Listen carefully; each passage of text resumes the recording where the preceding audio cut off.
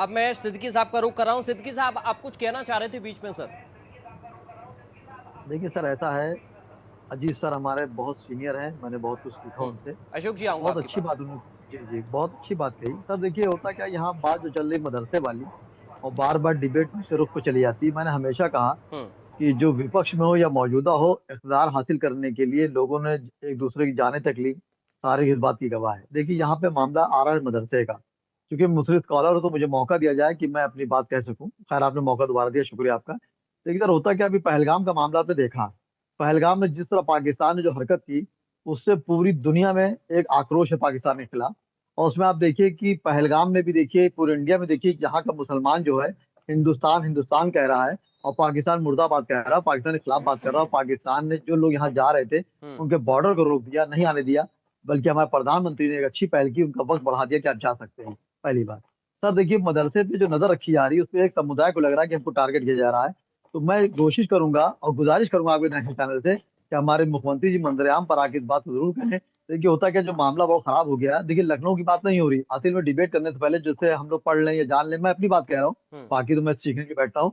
आप देखिए मदरसे, जो बॉर्डर वाले मदरसों में ज्यादा चेकिंग हो रही है, आप गौर करिए। जो नेपाल से जुड़े हुए हैं वगैरह वगैरह, वहां पर मदरसों देखा जा रहा है। और मदरसों ने भी गलती की कि जब जमीन ली तो क्यों नहीं नाम लिया अपने।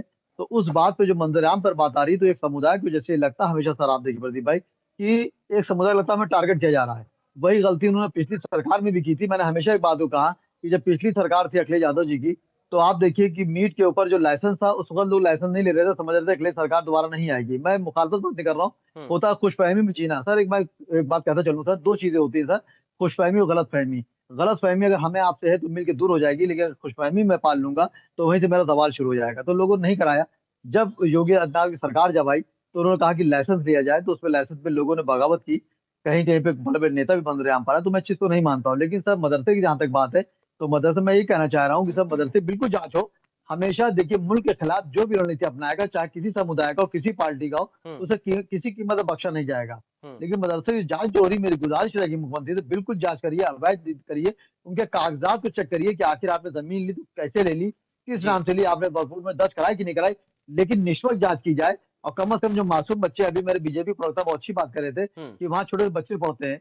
तो ये नई बात नहीं है। आप जो भी कॉलेजेस जाएंगे, छोटे मदरसे जाएंगे जी। या किसी समुदाय के आप मदरसे जाएंगे, तो वहाँ बच्चे 4 साल, 3 साल, 5 साल में ही दाखिला लेते हैं। जी। और सरकारी तौर से 18 साल में ही बालिग होते हैं। तो ठीक मेरी है। ये गुजारिश है, समुदाय को जिस तरह लगता है कि हमें टारगेट किया जा रहा है, हम्म। वो चीज ना होनी चाहिए। हम्म। और जाहिर सी आप जांच करिए, आपके साथ पूरा मुल्क है, मैं भी आपके साथ हूँ। हम्म। लेकिन मदरसे जो वाकई अवैध बने हैं, ठीक उनके है। ऊपर सख्त कार्रवाई की जाए। लेकिन उनके बच्चे जो पढ़ रहे हैं, उन पर सख्त बात नहीं की जाए। और हमें एक आखिरी बार और, कि मेरे मुल्क के वजीर आजम से और नरेंद्र मोदी जी से भी और यहाँ के वजीर आला योगी आदित्यनाथ जी से भी गुजारिश रहेगी, आप बिल्कुल एक्शन लिए, हम आपके साथ हैं। लेकिन निष्पक्ष जांच हो और जो दोषी पाया जाए, जो मदरसे दोषी पाए जाए, उन पे ही कार्रवाई हो, बाकी ना हो। आप देखिए नदवा और देवबंद आपकी हमेशा तारीफ करता है, हम्म। वो मानक पर खड़े उतरे, आज तक कोई ऐसा मदरसा नहीं तोड़ा गया। हम्म। लेकिन मेरी यही गुजारिश रहती है हमेशा कि हम्म। आप इस तरह काम क्यों करते हैं, कि आप ठीक है। मुसलमानों की दिक्कत का सामना करना ठीक पड़ता है, है। मेरी साध्वी जी हमेशा जी। कितना इत्तेफाक रख रहे हैं शोएब जी की बात से। वो कह रहे हैं कि कार्रवाई करिए, हम साथ हैं, बट पारदर्शी तरीके से कार्रवाई होनी चाहिए। बहुत सुंदर उन्होंने विचार रखे और ये यहाँ से ये बात स्पष्ट हो जाती है, जैसे कि विपक्षी हमारे जो नेता हैं वो बार बार कहते हैं जात पात धर्म अधर्म हिंदू मुसलमान।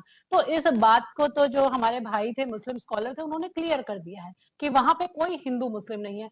ये सभी को समझने की बात है। बहुत अच्छे उन्होंने विचार रखे और बिल्कुल स्पष्ट रखे। हम्म। मैं 100% उनसे सहमत हूँ। यहाँ ये समझने वाली है देखिए बात, जो भारत नेपाल सीमा जो है वो बेहद खिलवाड़ ठीक करने है। दो। ठीक है, साध्वी जी मैं लौटूंगा आपके पास सेकंड राउंड में। शोएब सिद्दीकी साहब, क्या आपको भी लग रहा है कि हिंदू मुस्लिम की राजनीति इस पर करने की कोशिश की जा रही है, और कर रहा है तो कौन कर रहा है? और सवाल ये भी है कि अगर अवैध अतिक्रमण पर कार्रवाई हो रही है तो उसमें सबका साथ क्यों नहीं मिल रहा है? देखिए सर, ऐसा है, जो उनका फर्ज है वो अहले सियासत जाने। मेरा पैगाम मोहब्बत है जहां तक पहुंचे। देखिए, किसी भी मुल्क में अगर सियासत की जाए या इक़्तिदार पाने के लिए मजहब का सहारा लिया जाएगा, तो मुल्क बहुत दिनों तक नहीं कामयाब हो पाता है। पहले मुल्क खोखला होता है, फिर आवाम खोखली होती है, फिर मुल्क बहुत पीछे चला जाता है, अगर कोई सियासत मदद की कर रहा है। आप देखिए, जहां तक मदरसों की बात है, तो मदरसों में आप देखिए, हिंदुस्तान में दो मदरसे सबसे बड़े मदरसे हैं, एक देवबंद है और एक नदवा है। हम्म। जब आप अगर आप पीछे सर जाएं, तो 2-3 साल पहले इसमें बड़ी मुहिम चल रही थी कि मदरसे की जांच चल रही थी कि मदरसे जो अनवैलिड पाए जाएंगे उनको हटाया जाएगा वगैरह वगैरह। तो उसमें कई मदरसों ने जांचें कराई भी, देवबंद और नदवे ने भी जांच कराया, लेकिन कोई ऐसी बात नहीं आई। लेकिन इस वक्त जो मामला चल रहा है, अवैध वाला चल रहा है, जाहिर सी बात है। तो अगर अवैध वाला चल रहा है, उसमें क्यों चल रहा है, इसकी कई वजह आती है। जैसे आप देखिए, किसी पास कागजात नहीं थे, उस वक्त बनाया गया था। तो मेरी गुजारिश भी रहेगी मुख्यमंत्री जी से, वो जी। सख्त फैसले के लिए जाने जाता हूँ। मैंने हमेशा उनके फैसले को माना कि कम से कम उनको कागज चेक किए जाए, आखिर क्यों नहीं बना, जमीन है तो उनकी रजिस्ट्री है कि नहीं है। देखिए, हम्म। अवैध एक अलग चीज होता है, अगर जो जमीन पे बन रहा है वो जमीन आखिर रजिस्ट्री है कि नहीं है, किस नाम से है कि नहीं है।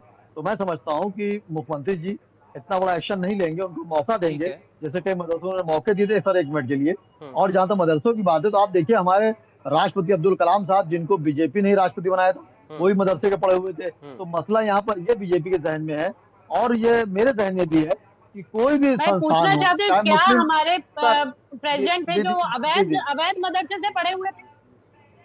ये मेरा नहीं, प्रश्न अब है। देखिए, नहीं देखिए देखिए, जाएंगे ठीक है, डिबेट चलिए दूसरा हो जाएगा। मैं इस मैंने सवाल एक सेकंड सर, बिल्कुल। हाँ। चल सब मुकम्मल कर लूँ तो बात मेरी बड़ी बहन है, मेरी माँ दाखिल है, तो मैं टोका नहीं इनको। देखिए, होता क्या, मैंने अवैध वाली बात नहीं करी, मैंने बताया कि टारगेट मदरसे वाली बात नहीं है। होता क्या, जो भी संस्थान में जो बच्चे पढ़ रहे हैं, हम्म। उसमें कहाँ से क्या हो रहा है मामला, कोई दिक्कतें तो नहीं आ रही, मुल्क के लिए खराबी तो नहीं पैदा हो रही है, इस ठीक पर है। निगाह रखी जा रही है। हाँ। लेकिन एक मुसलमान के समुदाय को टारगेट लोग ले लेते हैं, तो उस पर डिबेट होने लगती है। नहीं हाँ। नहीं, और हर यही पॉलिटिक्स इक़्तिदार ठीक में है। आने के लिए, देखिए, मैं ये ठीक। नहीं कह रहा हूँ गलत हो रहा है। देखिए, ठीक। अगर मदरसों में गलत काम हो रहा है, हाँ। तो वो गलत हो सर, रहा है, तो उस पर कार्रवाई की जाएगी। हम्म। लेकिन हमारी गुजारिश रहेगी, निष्पक्ष जांच की जाए, ठीक और है। अगर कोई मदरसों में ठीक ऐसा है। मामला नहीं पाया जाता है, तो उसको ठीक है। बरी भी किया जाए। ठीक है सिद्दीकी साहब। देवेंद्र प्रमुख जी, जरूर रिएक्शन लूंगा आखिर में, लेकिन उससे पहले सिद्दीकी साहब, आपने ये संदेश तो देने की कोशिश की, या सलाह देने की कोशिश की, या अपील किया, निवेदन किया सत्ता पक्ष से भी, आप जांच करिए, हम आपके साथ, लेकिन पारदर्शी जांच होनी चाहिए। विपक्ष के नेताओं को क्या आप कहेंगे? बहुत संक्षेप में रखिएगा। देखिए पराग सर, ऐसा है, वो सही बात है, जाहिर सी बात है, संक्षेप में रखूंगा। देखिए सर, होता क्या है, अगर आप ये देख लें कि मुल्क जब आजाद हुआ था, आजादी के बाद आज तक मुसलमान का ऐसे इम्तिहान लिया गया, मुसलमान ने अपना इम्तिहान ही दिया। आप देखिएगा, सरकारी नौकरी देख लें तो आजादी के वक्त कितनी थी और आज कितने परसेंट है, एक पॉइंट भी मुसलमान रोजी पे नहीं रह गया, जितना लोग कह रहे हैं कि मेरी हुकूमत ने नौकरियां दी। आप देखिए, मैं उसी पे आ जाऊं मेन पॉइंट पर। देखिए, विपक्ष की बात जो है, जैसे आप कह रहे हैं, विपक्ष का एक तरीका ये होता है, किसी भी हुकूमत में रहो, आजादी के बाद से विपक्ष क्या रहता है, अजीत हम्म। भाई हमेशा इस बात को कहते हैं कि विपक्ष रहे तो ही अच्छा होता है, लेकिन वो विपक्ष जो मुद्दे उठाए, वो बेस सही होना चाहिए। जिस तरह आप देखिए कि जब भी कभी विपक्ष को बात उठाता है, तो आवाम के बीच में जाना चाहिए। आवाम के बीच में अगर आप जाए, तो और मंजर आम पर आना चाहिए।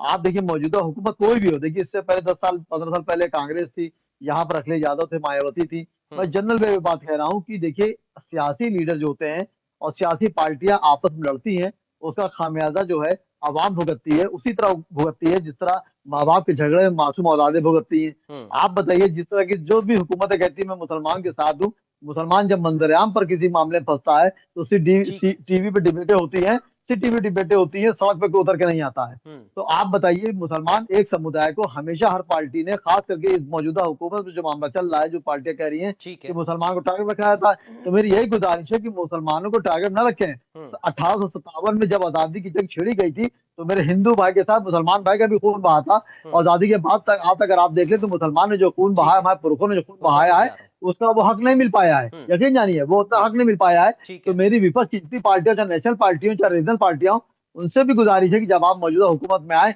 या जो मौजूदा हुकूमतें हैं, उनसे भी आप कहिए कि मुसलमान भी इसी मुल्क का है। जिनको पाकिस्तान जाना था, वो आजादी में जा चुके हैं, अब उनसे हमें कोई मतलब नहीं है। ठीक है। हम इस मुल्क में पैदा हुए, इसी मुल्क में दफन होंगे। हिंदुस्तान जिंदाबाद था, जिंदाबाद है और जिंदाबाद रहेगा। ठीक है। ये कह के मैं थक गया हूँ, ठीक है। लेकिन मुझे उसका फल नहीं मिल रहा है। मेरी गुजारिश है हुकूमत से कि मुसलमानों को उनको दर्जा दिया जाए, ठीक और है। जो गलती करे, चाहे किसी समुदाय का, उसको बख्शा ठीक ना है जाए, सर। चाहे कोई समुदाय का ठीक हो। है, वीके गोस्वामी जी कुछ कहना चाह रहे हैं, बोलिए सर, फिर मैं साध्वी जी आपके पास आ रहा हूँ। अभी सिद्दीकी जी ने बड़े प्यार से बोल दिया कि मुसलमानों को उनका हक